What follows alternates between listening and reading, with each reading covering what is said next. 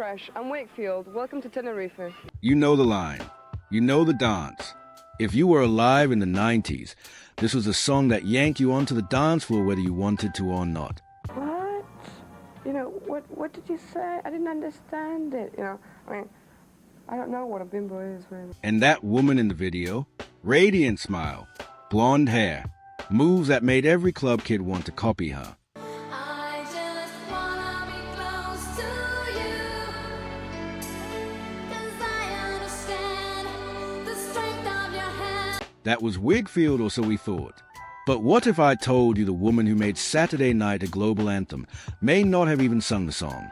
Baby, you're full of affection. People stop and smile. What if everything, the face, the voice, the name, was part of a calculated pop experiment crafted by producers, not performers?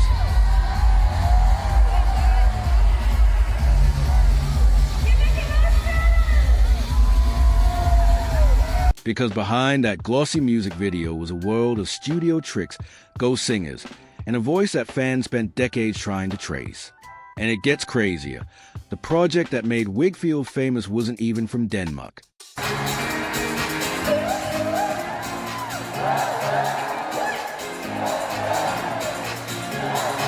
It was born in the underground Eurodance labs of Italy, where producers were more like chemists, blending beats, voices, and visuals to engineer perfect hits. The formula worked. Kiss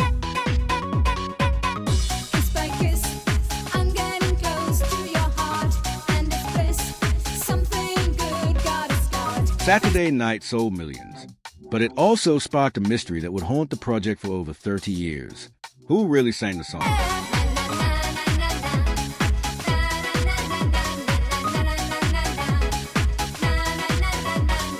Why was the truth buried?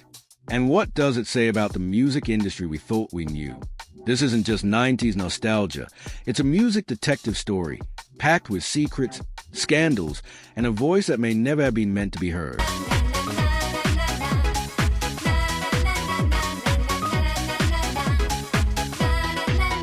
Get ready to go behind the beat, because once you know the truth, you'll never hear Whigfield the same way again. To understand how Whigfield came to be, you have to go back not to Denmark, but to Italy in the early 90s. That's where we meet two masterminds, Larry Pignagoli and Davide Riva, producers, composers, and architects of some of the most infectious Eurodance hits ever made.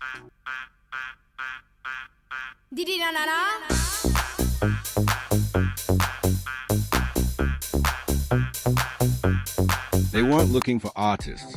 They were building projects. Their studio, Off Limits, was less a recording space and more a hit factory. Saturday night, I feel the air is getting hot, like you, baby. Literally, the process? Record a perfectly engineered track first, then find someone with the right look and vibe to sell it on stage and on screen. They created hits like My Radio by JK Project and Satisfaction by Benny Benassi. But behind the catchy melodies was a system. Build the sound, then cast a face.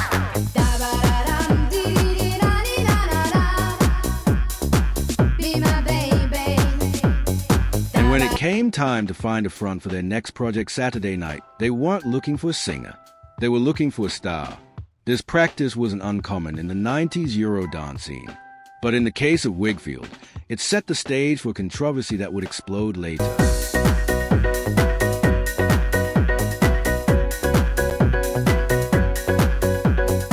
Because once the music hit, fans started asking the question, who really made this song famous? The producers, the singer, or the image? Enter Sannie Charlotte Carlson, a Danish model trying to make ends meet in early 90s Italy. By day, she worked fashion gigs. By night, she promoted clubs just to pay the bills.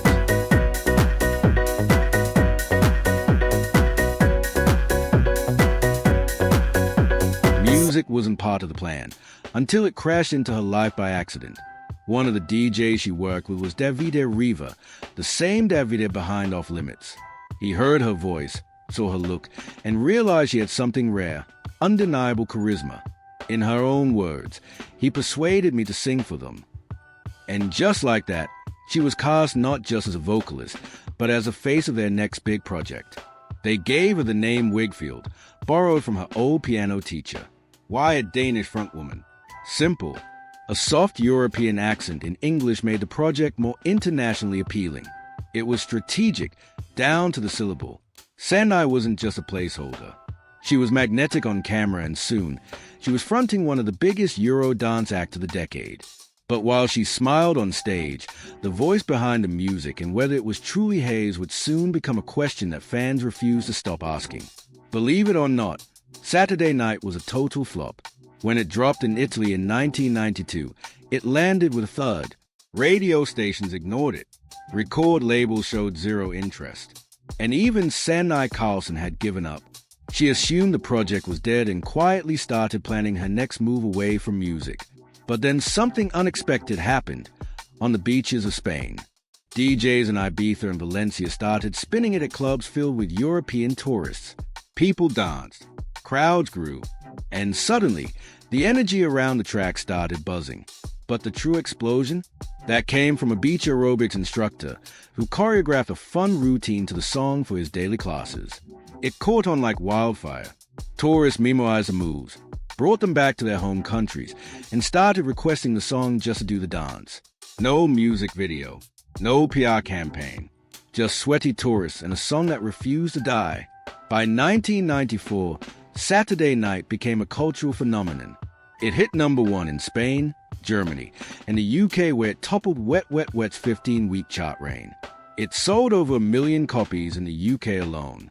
Sannie later joked, "I became the most hated woman in Britain. People actually sent me hate mail for knocking off Wet Wet Wet." It was the ultimate underdog story. A rejected song, a studio-built act, a viral dance no one saw coming, and a voice that still hadn't been properly explained. The Whigfield machine had officially launched. But now that the world is dancing, people started wondering, whose voice were they dancing to? After Saturday Night went supernova, Whigfield wasn't just a hitmaker, she was a phenomenon. She became the face of Eurodance, the high-energy, neon-flavored sound that dominated the 90s club scene. The formula was irresistible: catchy synths, repeatable hooks, and visuals designed to hypnotize MTV viewers. Her follow-up singles Another Day, Think of You, and the surprise ballad Close to You all climbed the charts. She wasn't fading, she was solidifying her place in pop culture. Whigfield had 2 more UK top 10s, a top 20, and was now a regular on TV shows, music mags, and dance compilations. Teenagers memorized her choreography. DJs couldn't escape her tracks. She was everywhere. By 1996, she dropped Sexy Eyes, and it went platinum in Australia, topping the charts and proving the Whigfield engine still had fuel. Her self-titled debut album, Whigfield, collected all the hits. Critics were divided. Some dismiss it as empty Europop, while others praise its unapologetic fun. Either way, fans bought it in droves. In 1997 came Whigfield 2. Same glossy production, same formula, more hits like Gimme Gimme and Baby Boy. But something had shifted. Eurodance was slowing down. The sound that once felt futuristic now felt familiar. Media coverage waned. Reviewers moved on. The genre was fading, and Whigfield was caught in that slipstream. But just as the press turned away, a different spotlight was forming, one fueled not by fame, but by curiosity. Because beneath the surface of Whigfield's success, a persistent rumor refused to die. A whisper that started in clubs and spread across fan forums, music blogs, and radio stations. Was Sannie Carlson really singing the songs? And if not, who was? As Whigfield's fame grew, so did a quiet suspicion. Something about the project just didn't add up. By the mid-90s, producers, DJs, and die-hard Eurodance fans started whispering the same question. Was Sannie Carlson really singing, or just performing? At first, it was dismissed as gossip. But then one name kept popping up in the background, Annerley. And if you knew your Eurodance history, you knew that name was huge. Annerley wasn't just a songwriter, she was a hidden voice behind dozens of hits. She co-wrote the rhythm of the night for Corona, voiced countless dance tracks, and worked with the same producers behind Whigfield. The more people listened, the more the theory grew. Annerley was a real voice of Whigfield. Forums lit up. Fans slowed down tracks, dissected accents, compared harmonies. Some swore they could hear Annerley's signature tone buried in the mix. And then came the weird part. Annerley's own website listed nearly all her off-limits work, but Saturday Night was missing. That absence lit the fuse. Did that mean Sannie really sang the debut? Or was it a strategic move to avoid blowing the cover? Sannie played it vaguely. No clear denial. No clear confirmation. Just smiles, waves, and more performances. By the 2000s, this wasn't just trivia. It was an identity crisis. The fans weren't just trying to figure out who sang what.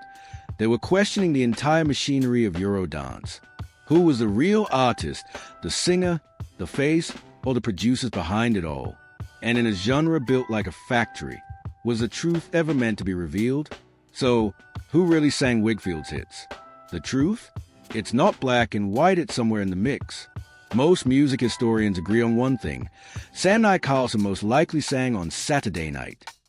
Why? That missing credit from Annerley's official site isn't just a detail, it's a red flag. Plus, many vocal experts have pointed out the Scandinavian accent in the original track, distinct from Annerley's British tone. But after that first single, things get murkier. It's widely believed that Annerley Gordon contributed vocals, possibly lead, possibly background to later tracks. That wouldn't have been unusual. In the Italian dance scene, it was common to have one voice in the studio and another on stage. Think of Corona. The image was Brazilian singer Olga de Souza, but the voice was actually Giovanna Bersola, an Italian powerhouse. In the end, Whigfield wasn't about a single person. It was a Eurodance machine, built for the charts, not for transparency. And maybe that's a real story. It wasn't fraud. It was designed music made to move bodies, not answer questions. But fans still ask them. Because once you blur the line between real and fake, how do you know what to believe in anymore? When the Eurodance wave started to fade, many acts vanished. But Sannie Carlson did something different, and she evolved. Her third album, Whigfield 3, 2000, marked a shift. The Eurodance formula gave way to something bolder, synthpop, electro, and personal experimentation. In 2002, she released Whigfield 4, with help from a new generation of producers including Marco and Al Banassi, the future stars behind Banassi Brothers. The sound leaned more electropop, with club-ready beats that push beyond nostalgia. But the biggest shift? Creative control. Sannie stepped behind the scenes, writing and producing not just for herself, but for others including big names like Benny Benassi and Lee and Ingrid. And here's the twist, and Lee is actually Annerley Gordon. That's right, the rumored hidden voice behind Whigfield became one of her collaborators. Whether or not the controversy was true, the two women worked together proving that whatever happened in the 90s, it didn't define them. To explore new styles, Sannie also started using aliases like Sannie and Nan, freeing herself from the expectations of the Whigfield brand. But in 2020, she brought it back. Sugar a modern twist on her classic sound hit #1 on the UK club charts. The fans were still there, still dancing, still singing along. In 2018, she even returned to her roots, entering Denmark's Eurovision pre-selection with Boys on Girls. She didn't win, but it was never about trophies. It was about showing she still had it. Today, Sannie is 55, still touring, still performing at 90s nostalgia festivals across Europe, and still commanding the stage with the same smile that lit up the screen 3 decades ago. Only now, she's in charge. So, what do we make of Whigfield? Was it a voice swap? A marketing trick? A manufactured mystery? Maybe. Or maybe it was something more honest, a reflection of the 90s music industry where image ruled, producers reigned, and dance music was built in studios, not rehearsal rooms. But here's the thing. Whether or not Sannie Carlson sang every note, her presence defined a decade. She was a face, the energy, the spark that brought those songs to life. And in the end, she didn't just perform the music, she owned it. And the voice? Whether it was hers, Annerley's, or a mix of both, it gave us memories we still dance to today. That's the beauty and the mystery of Eurodance. You never really know who's behind the beat, but you always feel it. Headphone now at your turn. Did you know about the voice rumors? Do you think Sannie really sang Saturday Night? Or do you think it even matters? Drop your thoughts in the comments. I read everyone. And if you love this deep dive into 90s music mysteries, hit that like button, subscribe, and turn on notifications. Because the next story might be even wilder.